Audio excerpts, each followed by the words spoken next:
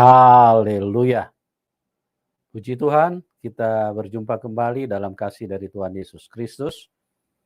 Dan saya berharap semuanya dalam keadaan baik-baik dan juga berdoa supaya kebaikan Tuhan bisa menjadi milik kita semua. Karena Dia Tuhan yang baik, Dia Tuhan yang mengasihi siapapun. Karena Tuhan itu Tuhan dari semua manusia. Dan tidak mungkin ada dua Tuhan. Jika ada dua Tuhan berarti satu palsu. Oleh sebab itu kita harus bersyukur dan terus menyatakan kasih Tuhan, kebaikan Tuhan lewat program-program kesaksian yang kita bisa bagikan kepada teman-teman. Dan penting sekali untuk kita bisa mengenal siapa juru selamat dan siapa Tuhan yang baik itu, yang mau mati di kayu salib dan menyelamatkan kita semua. Oleh sebab itu, kami berbagi kepada semua yang ada di dalam link ini, karena banyak orang yang tidak paham tentang Tuhan, mereka selalu menolak Tuhan. Sama seperti bangsa Israel, mereka menolak Tuhan, mereka tidak mau menerima Tuhan. Sehingga Tuhan harus lahir di kandang domba. Itu akibat daripada penolakan. Itu adalah suatu bukti, suatu kenyataan bahwa dunia ini sangat jahat dan dunia tidak menghendaki Tuhan hadir di dalam hidup manusia. Oleh sebab itu, marilah kita mencari kebenaran, kita menyelidiki fakta sejarah dan bukti-bukti supaya kita jangan sampai tersesat, karena iblis sangat ingin untuk menyesatkan manusia. Sebab di dalam Yohanes 8 ayat 44 dikatakan bahwa iblis itu adalah bapa segala pendusta. Dia selalu ingin menipu manusia. Dia selalu ingin membodohi manusia supaya manusia tidak berjumpa dengan Tuhan yang benar. Salah satu bentuk daripada intimidasi atau penyesatan yang dilakukan oleh setan, setan suka mengatakan di dalam pikiran manusia, masa Tuhan berkolor? Nah, ini salah satu perkataan yang selalu dikatakan setan, disuarakan setan di dalam pikiran manusia. Masa Tuhan mati di salib? Gitu. Nah, di dalam kebodohan manusia, manusia terjebak dan mempercayai perkataan setan. Atau masa Tuhan lahir dari rahim wanita? Ya, kok Tuhan dilahirkan oleh perempuan, oleh wanita? Nah, ini penyesatan-penyesatan yang diberikan oleh setan di dalam pikiran manusia. Jadi oleh sebab itu jangan percaya terhadap perkataan setan, karena setan itu rajanya pendusta dan terus membohongi hidup manusia. Oleh sebab itu kiranya apa yang kami bagikan ini bisa menolong kita, mencerahkan kita, dan memudahkan kita untuk mengenali Tuhan yang baik, Tuhan yang benar, Tuhan yang telah mati buat kita semua, dan Tuhan yang telah menunjukkan kasih-Nya bukan hanya 2000 tahun yang lalu. Dari sehari ke sehari sampai saat ini Tuhan Yesus tetap sama. Ibrani 13 ayat 8. Tuhan Yesus tetap sama kemarin, hari ini, dan selama-lamanya. Karena apa? Karena Dia Tuhan yang baik, ya. Kasih-Nya tidak pernah berubah. Nah, narasumber pada malam hari ini yang kita hadirkan, beliau adalah dari keluarga yang antikris, artinya tidak percaya kepada Tuhan Yesus. Nah, bagaimana kebaikan Tuhan? Pada waktu itu narasumber mengalami satu musibah di mana kakinya mengalami kecelakaan atau sesuatu yang mengharuskan dia diamputasi, tetapi beliau mendapatkan kemurahan Tuhan, mendapatkan kasih Tuhan, dan beliau disembuhkan secara supranatural. Nah, di sini juga satu pembuktian kepada manusia bahwa Tuhan Yesus itu bukan Tuhan satu kelompok. Jadi Tuhan Yesus kalau mau menyembuhkan, Dia tidak pilih-pilih. Ya, kamu dari apa kepercayaannya? Dari apa agamamu? Tidak. Tuhan Yesus tidak pernah pilih-pilih itu. Karena kasih-Nya untuk semua manusia. Ya. Jadi dia melakukan buat siapa saja. Karena itu buka hatimu supaya kita bisa menemukan kasih yang sesungguhnya, kasih yang sejati, kasih dari Tuhan yang baik. Kita tahu Tuhan itu adalah Maha Baik, Maha Pengasih, dan Maha Penyayang.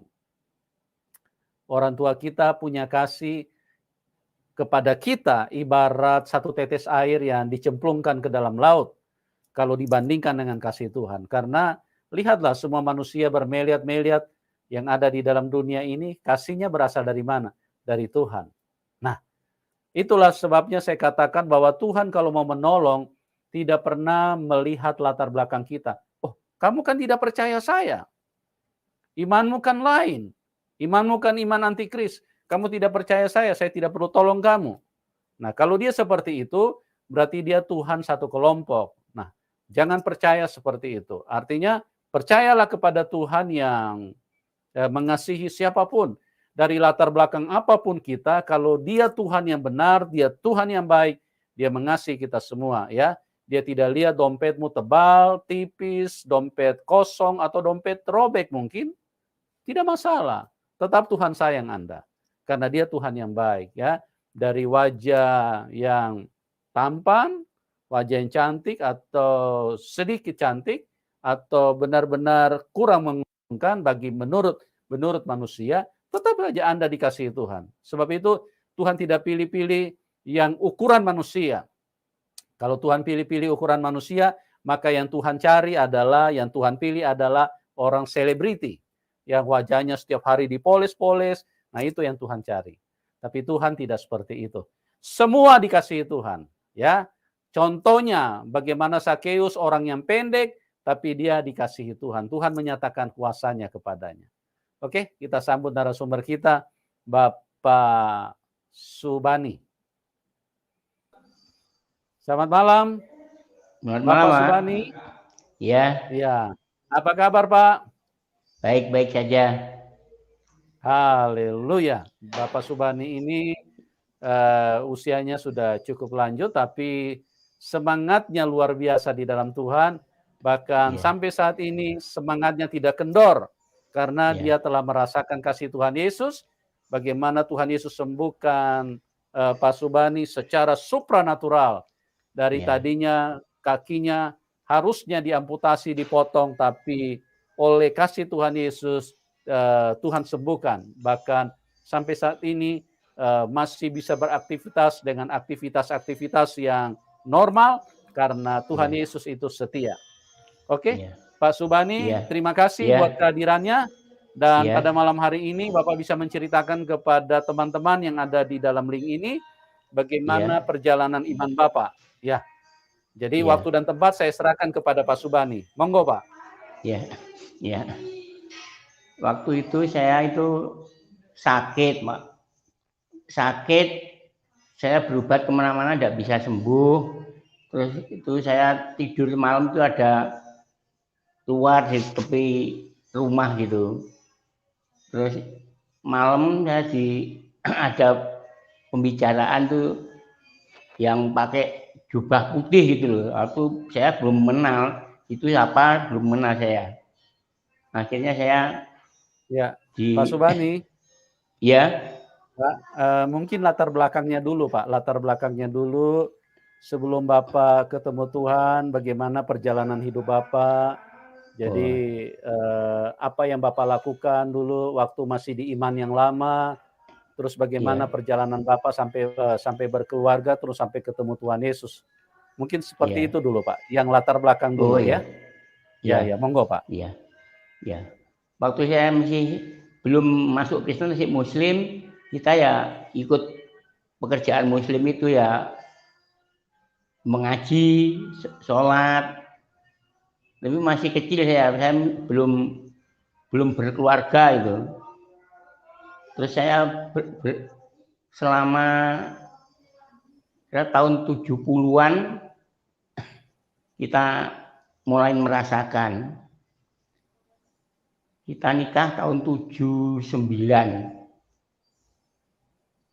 Saya nikah tahun 79, saya sudah bekerja ikut kendaraan tuh, akhirnya saya sholatnya ya enggak rutin, belang-belang gitu.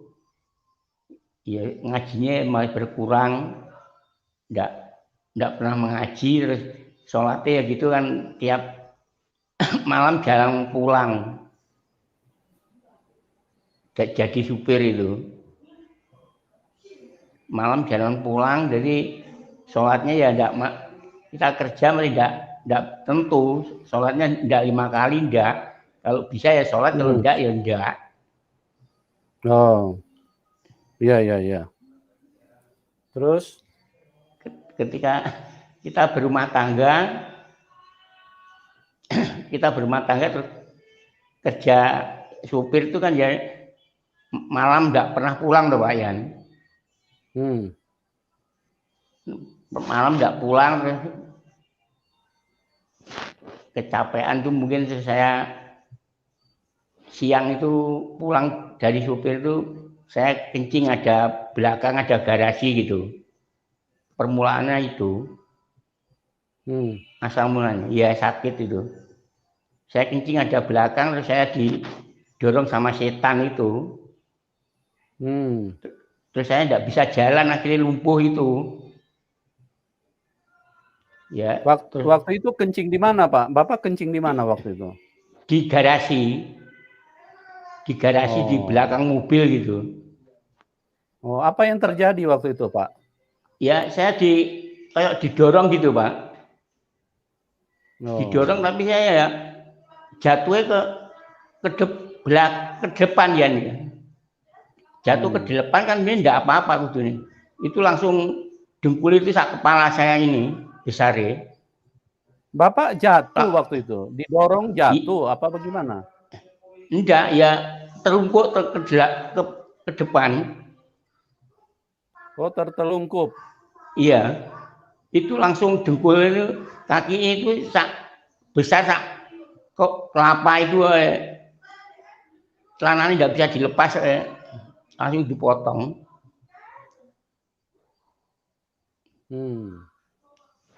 Itu langsung, Bapak waktu itu tempat yang Bapak kencing itu memang tempatnya angker apa bagaimana ya, pada waktu itu? Ya daerah angker itu, tempatnya orang Tionghoa itu. Garasi itu tempatnya orang Tionghoa.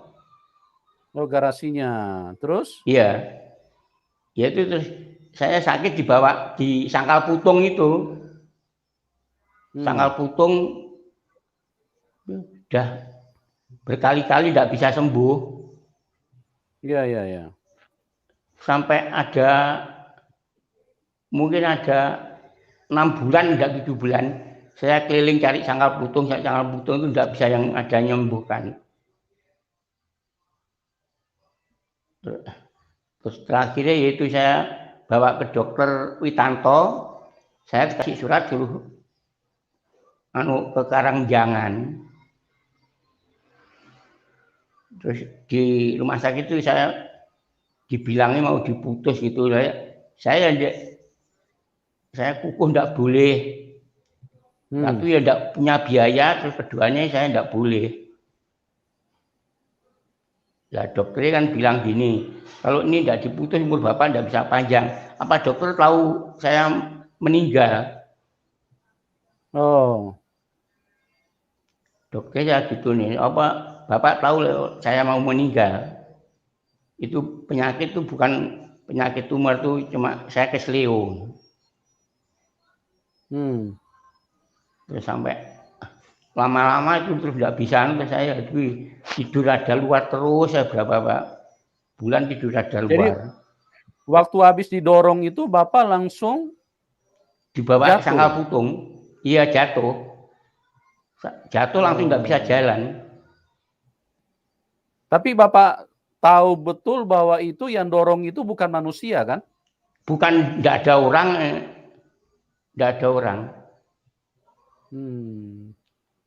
Itu yang bilangnya yang teman saya yang paranormal gitu. bilangnya gini, Iya. itu ada orang duduk apa bawa anak kecil dulu, bilangnya saya kencingi. Bilangnya gitu. Ya, amblisnya cuma sedikit, kira-kira 10 cm tidak ada amblisnya itu. Saya kayak omah rayap gitu. Jadi berdiri langsung saya jatuh. Berdiri langsung jatuh. Terus habis Iya. itu bagaimana? Bapak sudah tidak bisa jalan apa gimana tuh? Iya, enggak bisa jalan. Dibawa mobil ke Sangkal Putung. Untuk jemput. Ya, dia diantar teman bawa mobil Kijang itu. Diantarnya ke Sangkal Putung. Ada Sangkal Putung. Terus, ada 2 bulan, ya enggak ada perubahan. Apa yang Bapak rasakan dengan kaki pada waktu jatuh itu? Ya, rasa sakit apa gimana? Sakit. Enggak bisa ditekuk. Nggak bisa ditekuk? Iya. Besarnya ada sama kelapa itu mungkin besarnya. Dengkul itu. Dengkulnya besar seperti kelapa? Iya, besar sekali. Terus lama-lama yang bawah menghapus, malah kecil gitu. Darahnya tidak bisa ngalir ke bawah. Oh, jadi bawahnya makin mengecil tapi dengkulnya makin besar gitu? Iya. Itu lama, itu ada hampir 7 bulan lebih ya. Oh, hampir 7 bulan lebih. Nggak bisa jalan pakai truk gitu. Iya. Pakai truk 2 gitu. Iya. Terus apa yang Bapak lakukan pada waktu itu? Bapak berobat kemana saja? Iya, Sangkal Putung itu pindah-pindah. Sampai saya dibilangi teman saya ada Pokmang Jakarta, ya saya pergi ke Jakarta ya. Enggak bawa uang. Ikut teman-teman berobat ke Jakarta. Iya. Tempatnya Pokmang gitu. Dia enggak bisa sembuh. Terus kemana lagi Bapak? Kemana lagi berobatnya? Ya, sekitar Kediri itu sudah semua, Pak. Ringin Pitu. Terus? Sangkal Putung yang juara-juara sudah saya datangi. Oh, yang jago-jago, yang dianggap sakti begitu ya? Iya. Enggak bisa sembuh. Tidak bisa sembuh. Terus mengecil gitu. Yang bagian bawah makin mengecil. Iya. Tapi masih bisa jalan waktu itu. Apa sudah tidak bisa jalan sama sekali? Itu. Pakai truk itu. Jalan itu, Pak. Egrang, pakai egrang. Jalannya pakai egrang. Pakai tongkat? Iya, tongkat itu. Yang seperti rumah sakit itu loh. Aluminium itu. Oh, iya. Tapi ya, kalau tidur istirahat bisa? Bisa. Pokok jalan toh enggak bisa. Tapi kalau makan? Makan ya enggak apa-apa, bisa. Semua sehat, yang sakit cuma kaki itu toh. Kakinya toh yang ini ya? Iya. Sempat ke dokter nggak Pak waktu itu? Lah ke dokter ya itu disuruh bawa ke rumah sakit Karangjangan itu. Terus dari Karangjangan sama dokter Bambang itu dibilangi suruh motong itu. Oh, suruh diamputasi. Iya. Tapi saya kuku enggak bisa, saya enggak mau. Kenapa Bapak enggak mau? Enggak punya uang ya. Lah kaki kan enggak apa-apa kok dipotong. Mau dipotong belumnya itu enggak apa-apa, saya enggak boleh. Dokter bilang itu kalau tidak dipotong apa akibatnya, Pak? umur Bapak tidak panjang. Bilangnya cepat mati lah. Karena itu sudah membusuk ya? Iya. Saya ya terus bilang gini, apa Bapak tahu lah kalau saya mau meninggal? Saya tidak percaya. Yang punya kuasa itu Tuhan. Pada waktu itu pulang. Bapak belum, waktu itu Bapak sudah kenal Tuhan Yesus belum, Pak? Belum. Bapak masih di dalam kepercayaan yang lama? Iya. Iya. Terus bagaimana lanjutannya itu? Apa yang Bapak alami setelah selama 7 bulan Bapak lumpuh, artinya tidak bisa jalan? Iya. Terus apa yang terjadi, Pak? Tidur ada depan lawang itu. Di muka lawang itu ada 1 bulan mungkin. Ya minta persembuhan tuh. Di depan lawang? Iya. Di pintu itu, tapi saya ada luar. Siapa yang suruh begitu, Pak? Ya, saya sendiri. Supaya minta petunjuk persembuhan gitu. Itu ada yang arahkan begitu, apa Bapak punya keyakinan atau kebiasaan? Ya, mungkin ya saya minta petunjuk lah. Saya minta petunjuk yang bisa menyembuhkan siapa gitu kan, tidak tahu itu ya itu mungkin jam 2 mungkin saya mimpi itu. Waktu itu Bapak tidak berdoa dengan keyakinan yang lama waktu itu untuk minta berdoa ya minta jalan persembuhan gitu toh.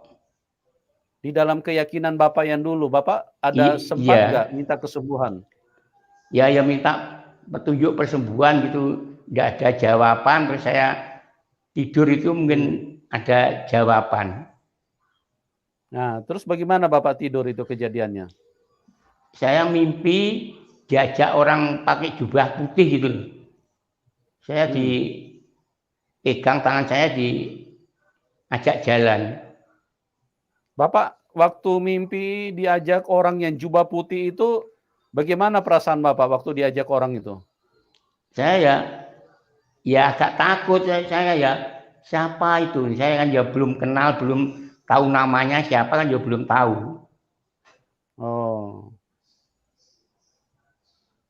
Terus dia bilang apa sama Bapak?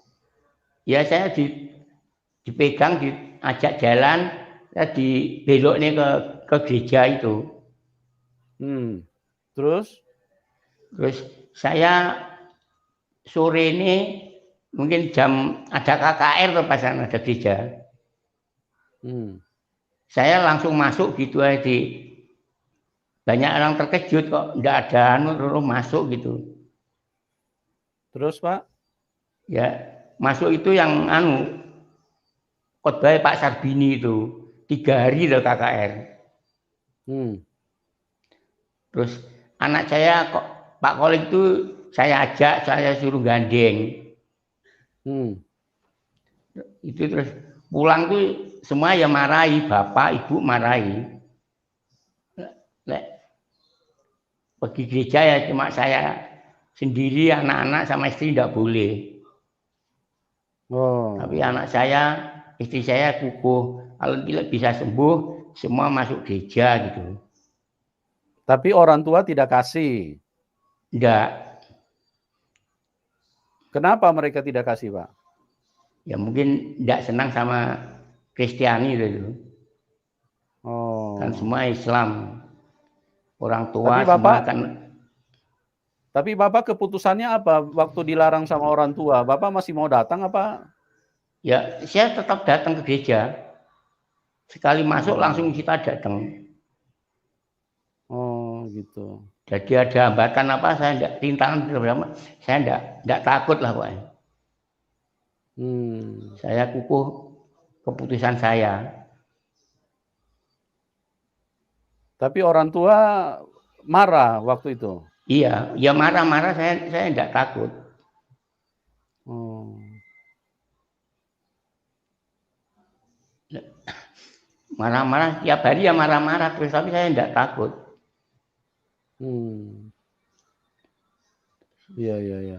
Terus apa yang Saya terjadi? masuk Apa yang saya terjadi masuk setelah Bapak ke ya, gereja? saya Apa yang mungkin terjadi, ada Pak? 1 bulan jalannya sudah enak, bawa tongkat 1. Kan 1 biasanya bulan? 2 terus pakai 1 ya. Ya. Nah, terus Terus bagaimana ada jemaat kelanjutannya? itu, ya jemaat ada yang pandai sarap itu, saya dibilangi, enggak usah diobati kemana-mana, berobati jemaat. Namanya Pak Ramijan itu. Ya. Itu pijat sarap pandai. Oh. Terus Terus apa yang terjadi, Pak? ya itu dikasih godong jowar sama yang abu itu bisa kempes. Oh. Tapi keluar nanah sama darah itu. Oh. Yang besar tuh nanah sama darah. Nah, selama Bapak ikut gereja kan orang tua tidak kasih, orang tua marah-marah. Terus Iya. bagaimana reaksi selanjutnya itu, Pak? Tapi saya cuma terus teguh keputusan saya. Mandar istri saya ikut, terus anak saya Pak Koling itu ya dimarahi tapi terus ikut saya.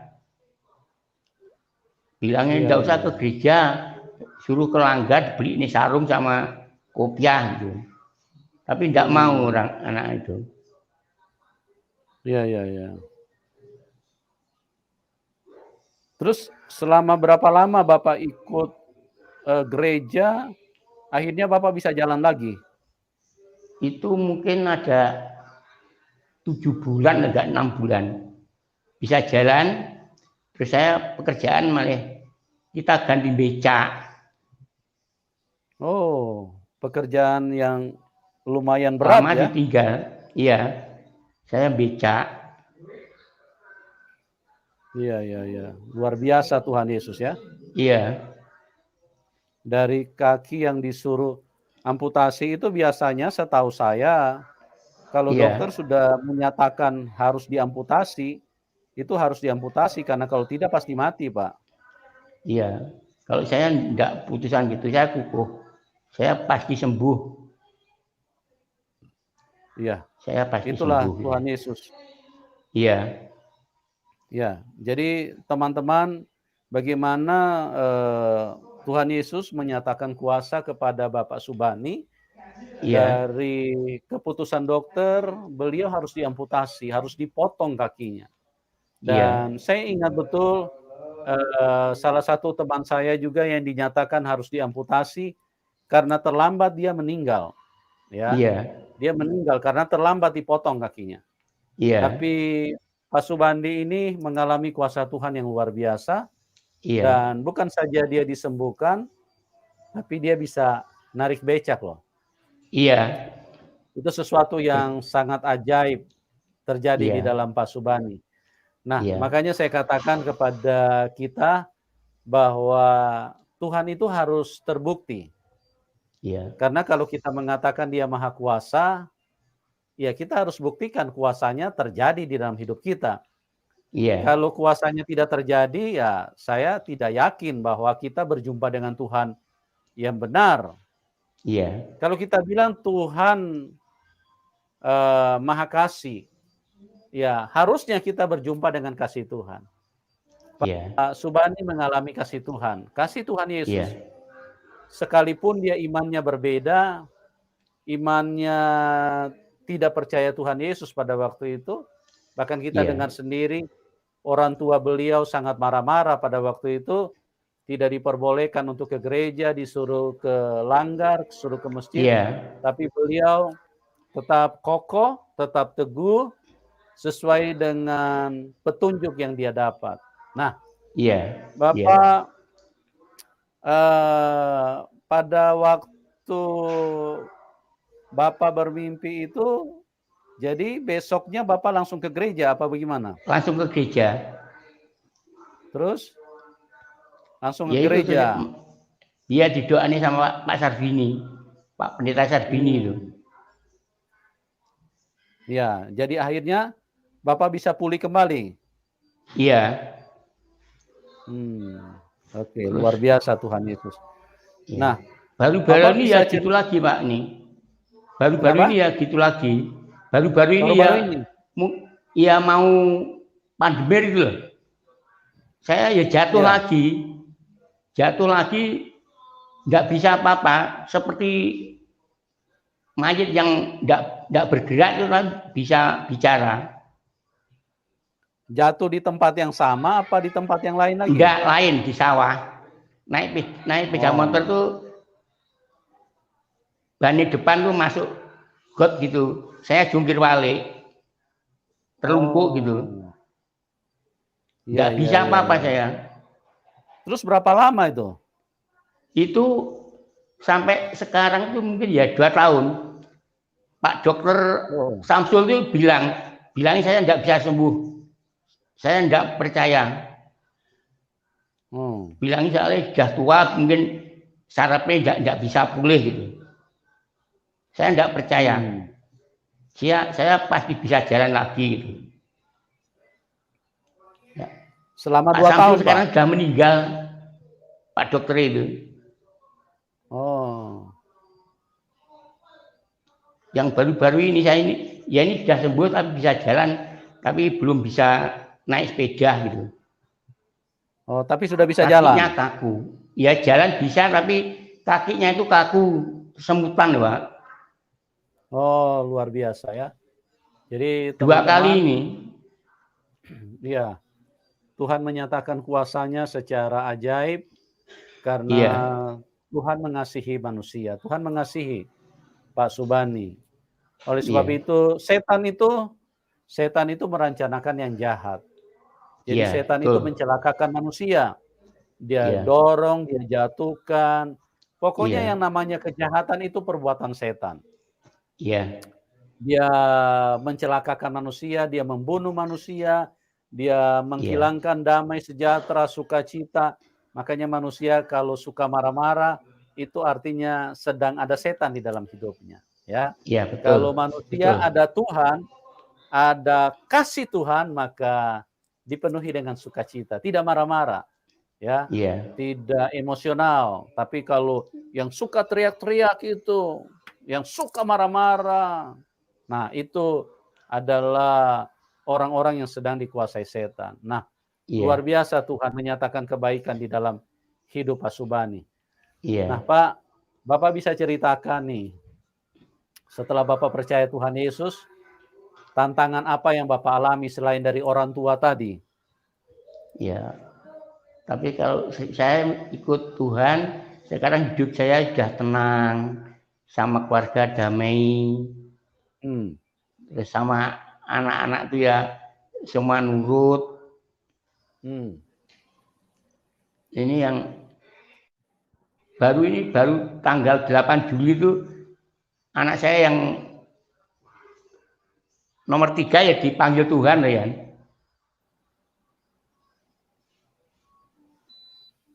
Ya, nomor 3 dipanggil Tuhan karena apa, Pak? Kena COVID ini.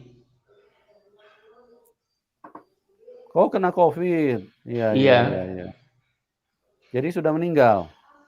Sudah. Luar itu biasa pelayanannya ya. Ya bagus itu. Pelayanan juga? Iya. Dulu ada Kasembon itu ada 1 tahun lebih. Dipanggil Tuhan umur 31. Iya. Adiknya Pak Kolik itu. Iya. Namanya Markus Adi Santoso. Iya. Kalau Pak Terus Kolik itu tantangan dari luar apa saja Pak? Dari teman atau mungkin dari orang luar? Apa Bapak mengalami tantangan apa pada waktu itu setelah Bapak percaya kepada Tuhan Yesus? Ya cuma ya lingkungan tuh kurang baik sama saya gitu loh. Oh. Satu RT itu yang Kristen cuma saya sendiri loh. Lainnya kan Muslim saya semua.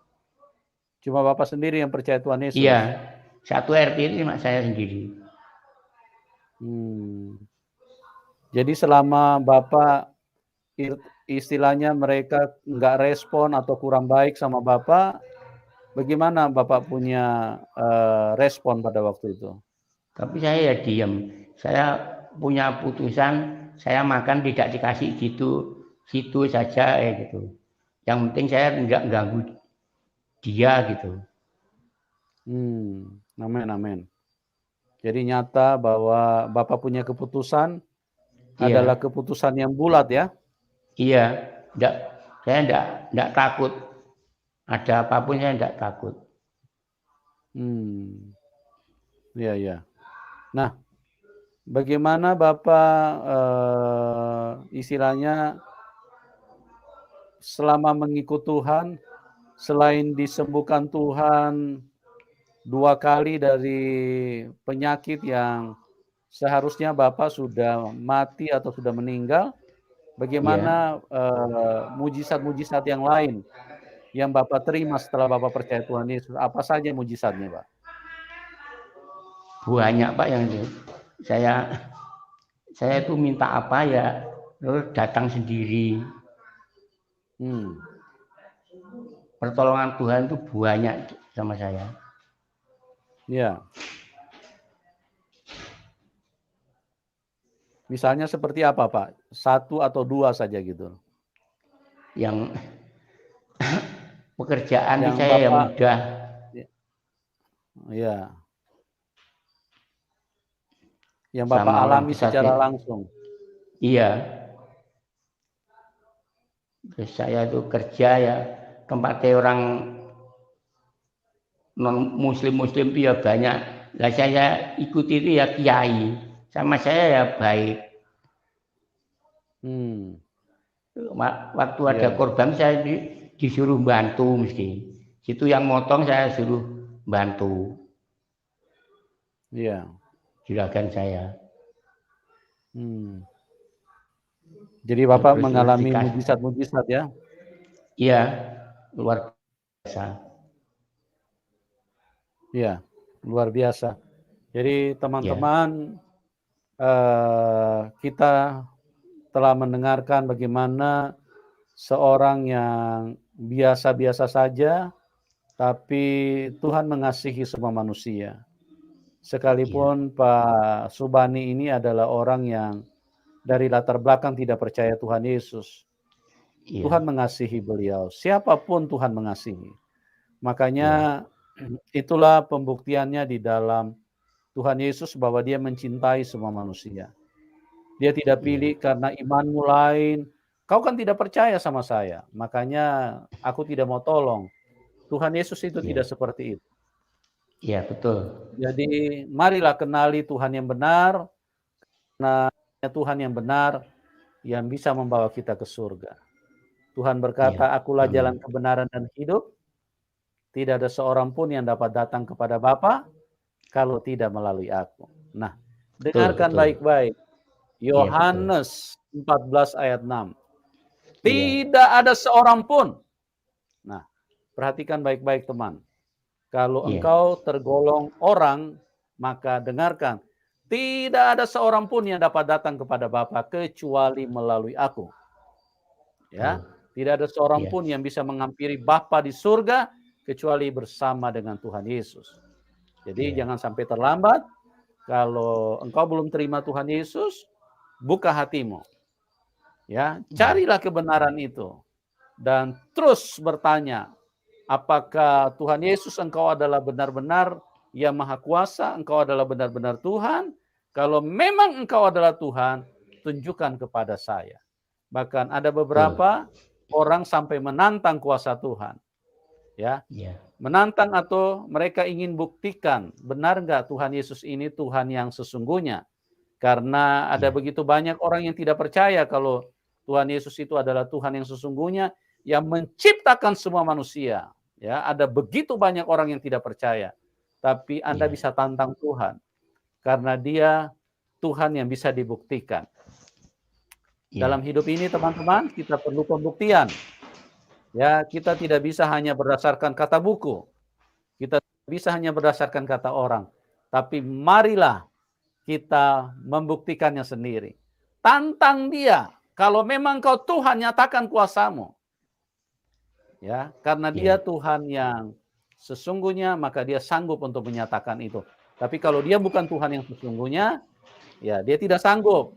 Sekalipun kita minta-minta kepada dia, tapi dia tidak akan melakukan. Ya, oleh sebab itu, mari Tuhan Yesus telah membuktikannya kepada Pak Subani, dan kiranya teman-teman juga bisa membuktikan karena waktu ini singkat.